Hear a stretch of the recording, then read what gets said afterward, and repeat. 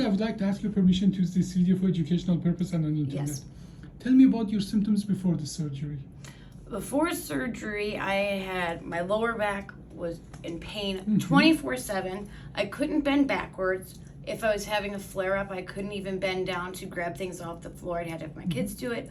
I had 5 foot drops, so every time I would wear flip flops, I would actually trip and almost fall. Okay. How many years or months or? Over 10 years. 10 years. Now, you have as well leg pain, correct? Yes. Where was the leg pain? I had sciatic nerve pain on both the left and the right. It just depended on what day it was. It would switch back and forth, bad enough that the bottom of my feet were tingly, and then my toes feels like your socks are in between your toes all the time. How are those pain now? Oh, amazing. The difference is night and day.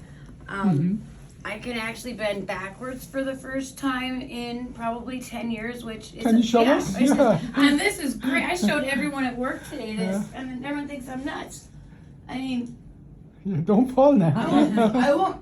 That has 0 pain. Before, I'm not kidding. It was like this, and I would have so much pain I couldn't do it. The leg pain that you had before the surgery, is it gone too? Yes, it started on the back, down the back, all the way down to my foot, and even if you were to touch it, it would be so painful. When did that leg pain go away? Right after Dr. Abbasi did a famous procedure called the OLLIF. Now I'm turning around. We did your surgery was actually skin to skin 29 minutes. And we lost 13 cc of blood loss, very similar to what we did today morning. Like we did another surgery, same numbers almost, so it's consistent. Where did you do the surgery? I did the surgery here. Here? Here, yes. In Inspired Spine. Here. No, not in this building. Here. Oh, shucks. Yeah. Was it in the hospital? Maple Grove. Maple Grove. Maple Grove so Clinic. you went home after the surgery, I did, right? but unfortunately for the first 2 or 3 days, I had terrible nerve pain that just wouldn't be controlled. Yes, explain that, because that's as well important. Yeah, even taking 20 milligrams of oxycodone every 3 hours, it did not help at all. The pain was going to the foot on the left? It was only on my left side, and all the way down and onto my calf, down into my foot.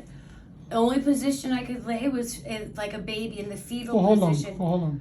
I had to stay like that because I could find one spot, and even I had to call an ambulance to get me. It was so extreme that I would try and get up, and I would hurry up and lay right back down in that fetal position to open my spine up.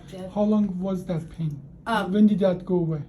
That was at 5 days post-surgery, and it went away to where I am now 3 months after surgery. So, I'd say a week and a half it was tolerable. Okay.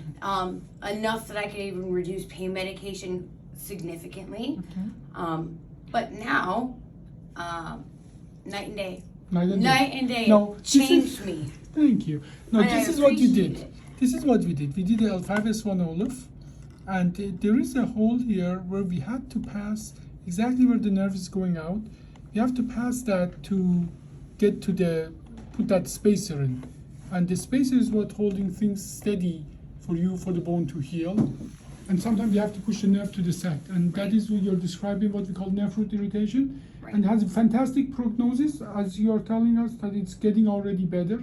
But now we are just 3 months after the surgery. I think the most important thing about that nerve pain is I think part of it was my own fault. And this is why.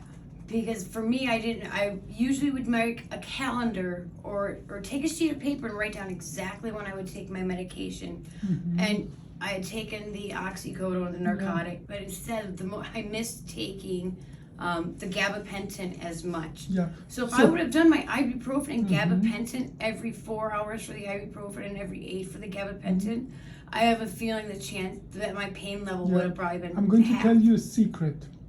In this surgery, I numb up everything. And so about 3, 4, 5 days, exactly like when your pain started after the surgery, that medication goes away. Additionally, swelling gets worse for 3 to 5 days after surgery before it starts getting better. So these come together, as well as I gave you a epidural steroid injection. So all of that, the effect goes away, swelling gets worse. So I don't believe that you did anything different. I think it was just swelling that was going to get worse and push on that nerve and give you those symptoms. Usually we put people on gabapentin, Yep. which you had. Yes. And you know what? After I did that, the next day, my father, who was with me, he actually did exactly that, wrote a schedule, and made sure I did not miss a single dose. And then it And got better? within 24 hours, my pain level, like I say, went down probably 50%. Okay. So And you that know, was without narcotic for this Yeah, side, just yeah. a gabapentin and ibuprofen. and here you are. So we can't deal with that, but it's still swelling. This surgery is still some recovery. Mm-hmm. It requires some recovery. Well, overall, you had a rough ride. Good surgery was good. 5 days later, you got the pain. The pain is getting better. Overall, happy with the results so far? 100%. Okay. 100%. Thank you so much. I